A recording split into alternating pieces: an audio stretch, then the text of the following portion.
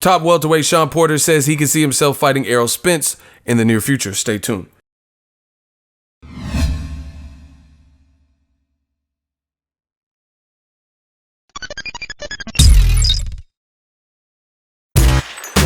Boxing Ego here. If you like this video, make sure you hit the like button and also subscribe to the channel and hit the bell icon on the top of your screen to get notified when the latest new content drops. 1. What up, Fight World? It's your boy Ego, and I'm back with some more boxing. Make sure you smash the like button. Also, subscribe to the channel for the latest and greatest in boxing. If you want to become part of the gang notification gang, please hit the bell icon. Shout out to the super chats, channel donations, the Venmo donations, and the Patreon family. We working. Now, Shawn Porter's gearing up for his September 8th fight with Danny Garcia. Should be a great fight. I'm really looking forward to an interesting stylistic matchup. These are two top-rated welterweights, and I'm all about unifications. I'm all about championship fights, even if, like, for this fight it happens to be a vacant belt. But it makes sense because Keith Thurman was kind of stalling out the division by not being active, so the show must go on. Both guys had entertained rematches with Keith Thurman, but he's the one that's kind of out on the sideline, so the game don't wait. You know what I mean? One monkey don't stop no show. So Shawn Porter's gearing up for Danny Garcia. Now, he's getting ready. He did some interviews and stuff at the media days and conference calls. This is what Shawn Porter said about a potential Errol Spence fight. He said it's hard to put Keith Thurman in there because he's been inactive. There is no need to even say that, talking about where Keith Thurman ranks. We all know that. I go right above Keith. Errol Spence has been the champion longer. Errol Spence, Shawn Porter, then we can get it going. He says basically a Spence fight would play out like this. We don't back down. I think it's the same with me and him. You see our competitive drive and our heart round after round. Everybody was expecting big things out of me and Keith Thurman, and we answered that bell, and I think that will go the same for myself and Errol Spence. Obviously, we will have a game plan for him and figure out what he can do and can't do. We already know a great deal about him. I think it will be a tremendous fight, just like this one between me and Danny Garcia. So it's good to see Shawn Porter kind of opening up on the conversation.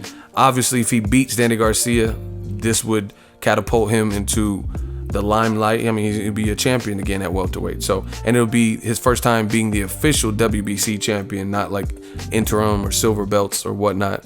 He will be the first time WBC champion. So yeah, that would be a great unification with him and Errol Spence. Some people suspected that the Porters didn't want to fight Errol Spence and no one else in the division wanted to fight him, but I don't know. We're gonna see what happens. Obviously, with Danny Garcia, you can't overlook Danny Garcia and you can't overlook Shawn Porter. It's that type of fight. So to me, I don't really have too much thoughts. I got to see what happens there, because the Errol Spence, I'm glad he's talking about it, opening the conversation, because that means if he becomes a champion, he's saying it's a tremendous fight. They're both on the same network. They're on the same side of the pond. So it sounds like something that could be doable. Not necessarily in the very next fight, but doable. A unification maybe in 2019. So I'm all for that. But I really got to see what happens with Danny Garcia versus Shawn Porter, because that's going to determine everything, the winner of that and how they look and different things like that. But Mikey Garcia calling out Errol Spence seems to be a good thing, because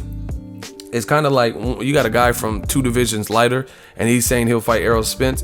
That paints a light on the other current welterweights where, you know what I mean, they got to get more vocal too. If you got a guy 2 divisions below, similar to, it reminds me of when Kell Brook fought Gennady Golovkin. They're like, okay, a welterweight stood his ground in round 2 after being hurt by Golovkin, and he gave Golovkin some issue, and then it made everyone in the middleweight division like, you know what, we got to fight him. And then other fights were made. Canelo was made, Danny Jacobs was made shortly after, stuff like that. So I think it's a good thing, because like I said, you're not supposed to. Billy Joe Saunders, another person that called out Golovkin after that moment, he said Kell Brook did good, and there's things I could pick out from Golovkin because I'm a true middleweight, things like that. So I think Mikey Garcia calling out Errol Spence helps, because now you see everybody else kind of mentioning it more. Before, Errol Spence seemed like an afterthought for a lot of guys. Like Danny Garcia didn't really talk about him, stuff like that.